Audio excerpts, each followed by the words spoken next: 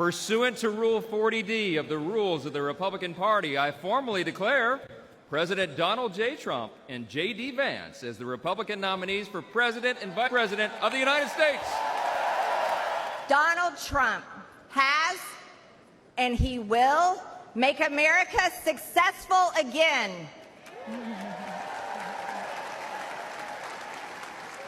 He will make us wealthy again. And as God as my witness, he will finally give us the country we deserve. It was on Saturday. The devil came to Pennsylvania holding a rifle, but an American lion got back up on his feet and he roared. Oh yeah, he roared.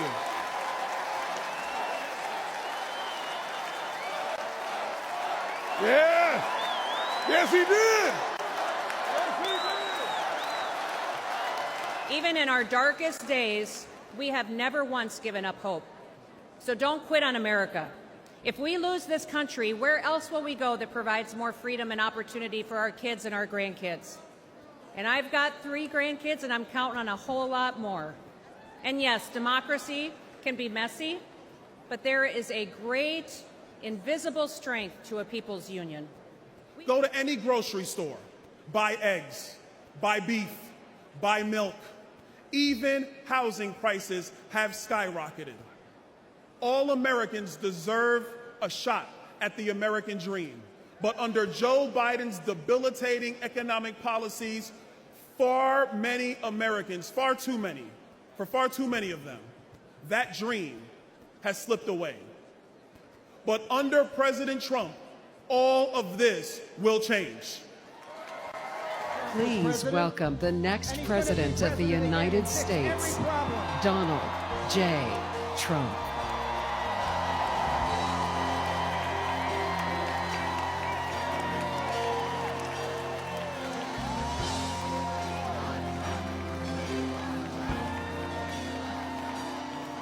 If tomorrow all the things were gone, I'd worked for all my life, and I had to start again. When you fill up your gas tank, you're pissed. I know I am.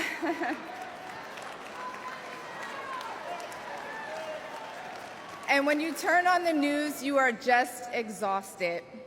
Inflation is out of control. And you know in your heart it was not like this under Donald Trump. The Teamsters are doing something correct.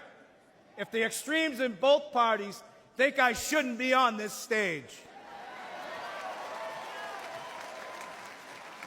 President Trump is a candidate who is not afraid of hearing from new, loud, and often critical voices. And I think we all can agree, whether people like him or they don't like him, in light of what happened to him on Saturday, he has proven to be one tough SOB.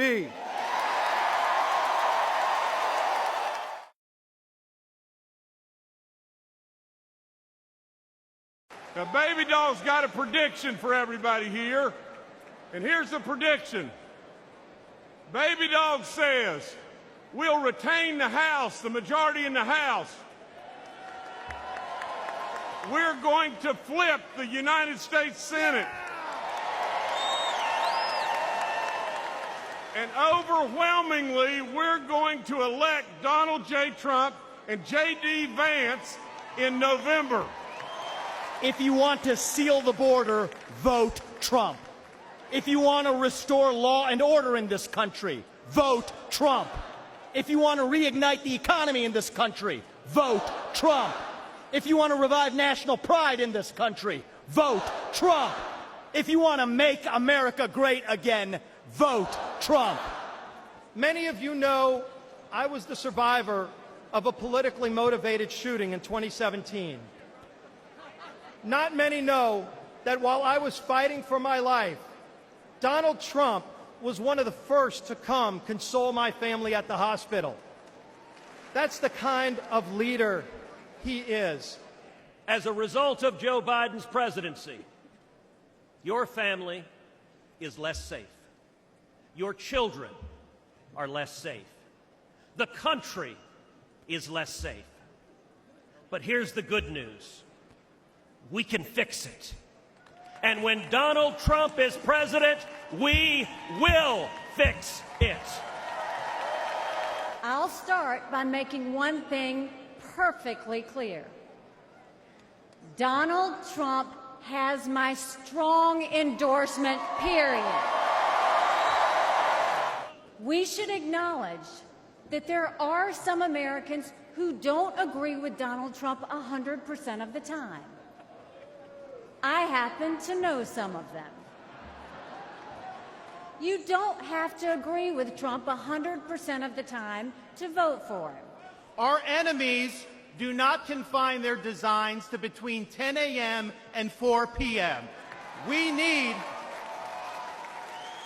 a commander-in-chief who can lead 24 hours a day and 7 days a week. America cannot afford 4 more years of a weekend at Bernie's presidency.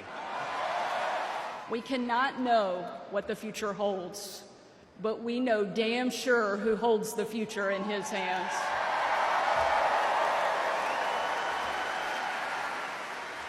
God spared President Trump from that assassin because God is not finished with him yet. And he most certainly is not finished with America yet either. These are the Americans who wear the red hats and wait for hours under a blazing sun to hear Trump speak. And what they want, what they ask for, it is not hateful or extreme. What they want is good jobs and lower prices. They want borders that are secure, and for those who come here to do so legally. I have seen this man dragged through hell and back, in and out of courtrooms, indictments, impeachments, mugshots, and even an assassination attempt. And yet, he has never backed down.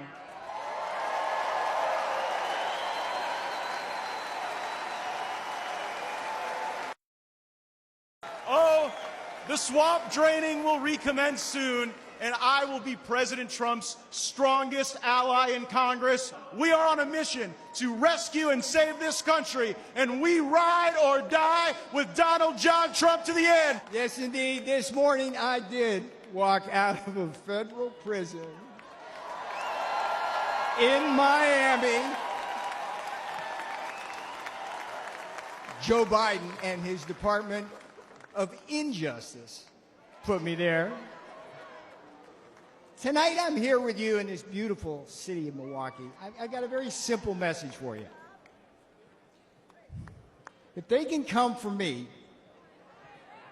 and if they can come for Donald Trump, be careful, they will come for you. I begin busing illegal immigrants to Washington, D.C. And we have continued busing migrants to sanctuary cities across the entire country. And those buses will continue to roll until we finally secure our border. If you know someone who is skeptical about the Republican Party or who is cynical about politics, don't dismiss them. Talk to them. We win through addition, not division. In Donald Trump's Republican Party, everyone is welcome. This election is a choice between Joe Biden's vision for American weakness and Donald Trump's vision of American greatness.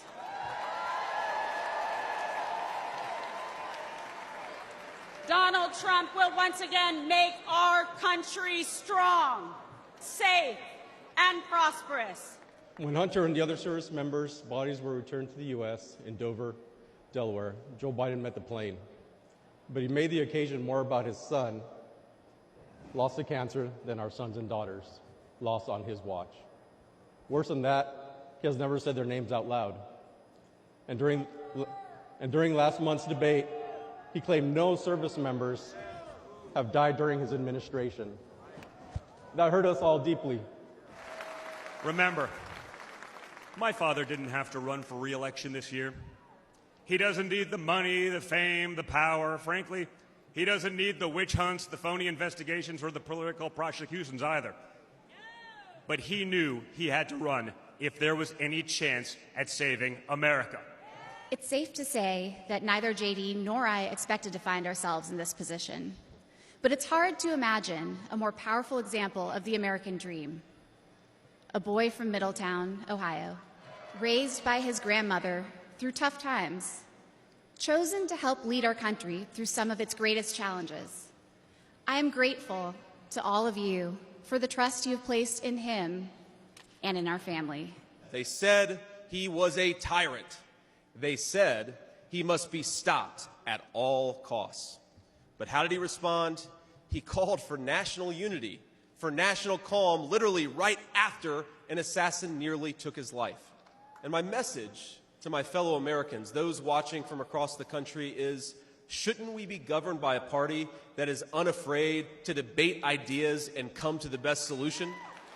That's the Republican Party of the next 4 years, united in our love for this country and committed to free speech and the open exchange of ideas.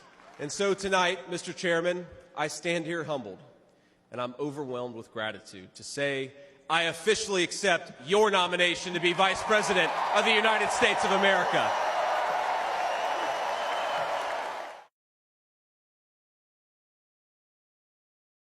When they took a shot at my hero,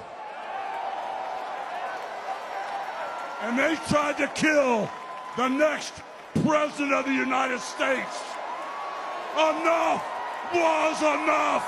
And I said, let Trumpomania run wild, brother. Let Trumpomania rule again. Let Trumpomania make America great again.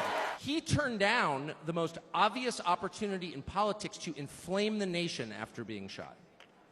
To inflame the nation, which is an opportunity that almost every other politician I've ever met, and certainly his opponents, would have taken instantly. In the moments, the days, the week after the shooting, he did not say that. He did his best to bring the country together, and I thought, this is the divisive figure, this is the irresponsible person. No. This is the most responsible, unifying behavior of a leader I think I've ever seen. My father was clear it would not be easy, that there would be a huge price to pay, and that the attacks would be vicious. Looking back, that was an understatement.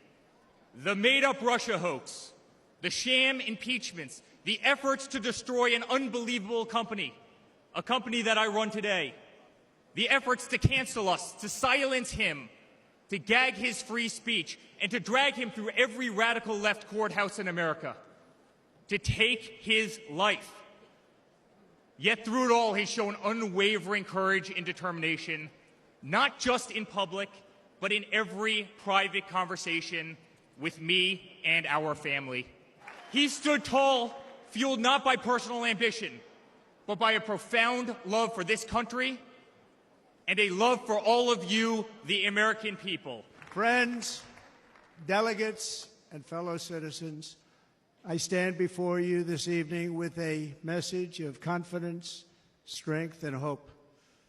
4 months from now, we will have an incredible victory, and we will begin the 4 greatest years in the history of our country. Tonight, I make this pledge to the great people of America. I will end the devastating inflation crisis immediately, bring down interest rates, and lower the cost of energy. We will drill, baby, drill. This is a shame what this administration, the damage that this administration has done, and I say it often, if you took the 10 worst presidents in the history of the United States, think of it, the 10 worst, added them up, they will not have done the damage that Biden has done. I'm only going to use the term once. Biden. I'm not going to use the name anymore, just one time. To keep our families safe, the Republican platform promises to launch the largest deportation operation in the history of our country. Even larger than that of President Dwight D. Eisenhower, Tonight I ask for your partnership, for your support, and I am humbly asking for your vote. I want your vote. It's going to make our country great again. Every day I will strive to honor the trust you have placed in me, and I will never, ever let you down. I promise that. I will never let you down. To all of the forgotten men and women who have been neglected, abandoned, and left behind, you will be forgotten no longer. We will press forward, and together we will win, win, win. And quite simply put, we will very quickly make America great again. Thank you very much. Thank you very much, Wisconsin. God bless you. God bless you, Wisconsin, and God bless the United States of America, our great country. Thank you very much, everybody. Thank you.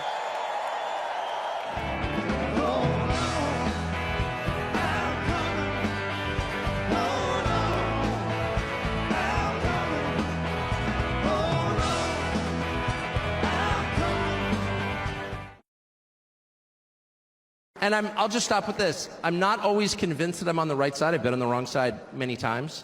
You'll never hear me say I'm on God's side, or God's with me, or even I'm with God. I want to be, not sure I am. But I will say this unequivocally and conclusively. God is among us right now. And I think that's enough. God bless you.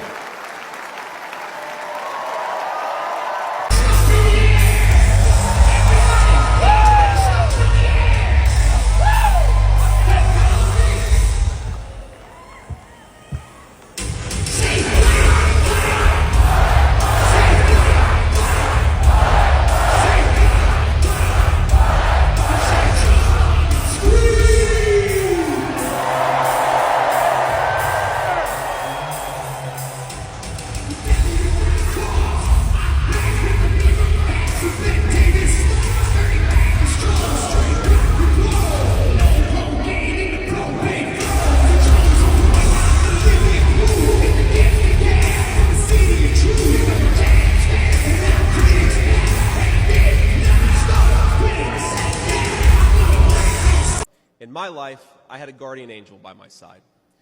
She was an old woman who could barely walk, but she was tough as nails. I called her Mamaw, the name we hillbillies gave to our grandmothers. Mamaw raised me as my mother struggled with addiction. Mamaw was in so many ways a woman of contradiction. She loved the Lord, ladies and gentlemen. She was a woman of very deep Christian faith. But she also loved the F word. I'm not kidding. She could make a sailor blush. Now, she once told me, when she found out that I was spending too much time with a local kid who was known for dealing drugs, that if I ever hung out with that kid again, she would run him over with her car. And she said, JD, no one will ever find out about it. Our movement is about single moms like mine who struggled with money and addiction but never gave up. And I'm proud to say that tonight my mom is here, 10 years clean and sober. I love you, Mom. That you wouldn't be here anymore. I would have made the moments last a little longer. 'Cause now I'm alone, and you're just a memory in my I ask that we observe a moment of silence in honor of our friend Corey. If I would have known.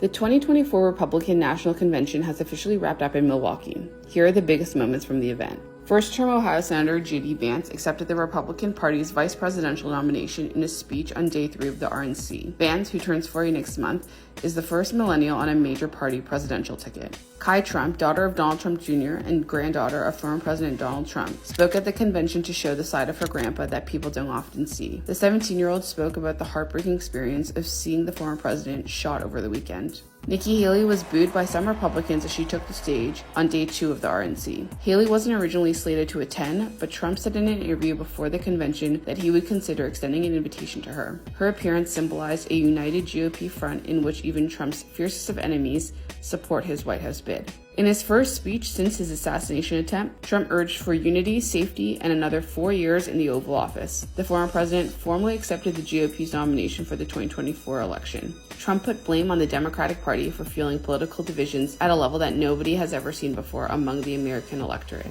The show of party unity was impressive. Support for Trump was on full display in the audience after he repeatedly said that he was not supposed to be here, referring to the weekend's assassination attempt. The image of one party under Trump comes as Biden has failed to regain his footing after a disastrous debate performance last month that exacerbated existing concerns about his age and mental acuity, even for members of his own party. Visit Newsweek.com for more on the 2024 election. Donald Trump's granddaughter Kai Trump, 17, made a rare appearance at the 2024 RNC to support her grandfather. She shared, "To me, he's just a normal grandpa. He gives us candy and soda when our parents aren't looking." Kai praised him for always checking in, even during his legal battles and after surviving an assassination attempt. She concluded, "He's very caring and loving. I love you." What do you think about Kai's speech and her support for her grandfather? Share your thoughts in the comments.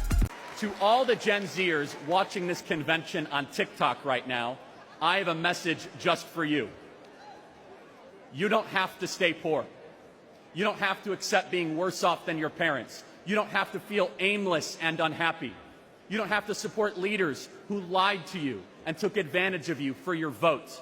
America's future is a series of choices.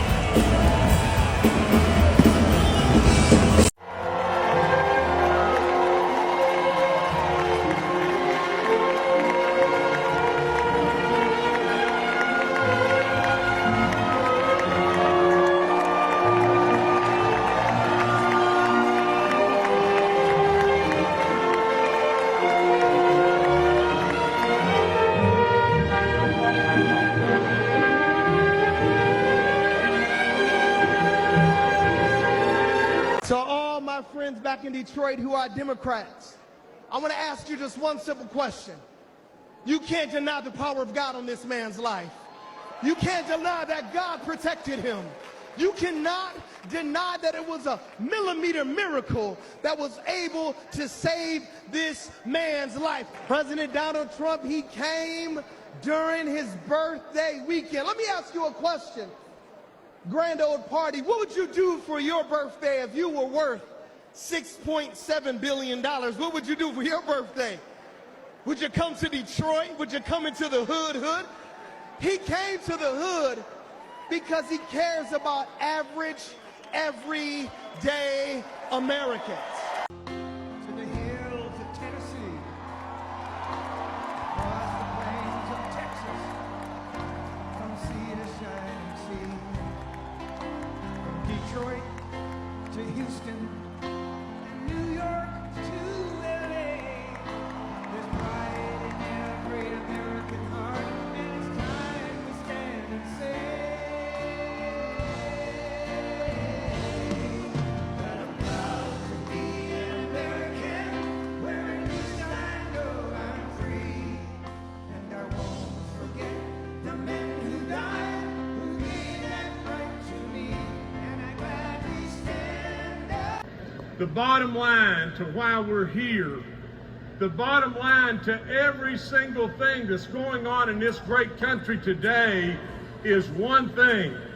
We become totally unhinged if Donald Trump is not elected in November.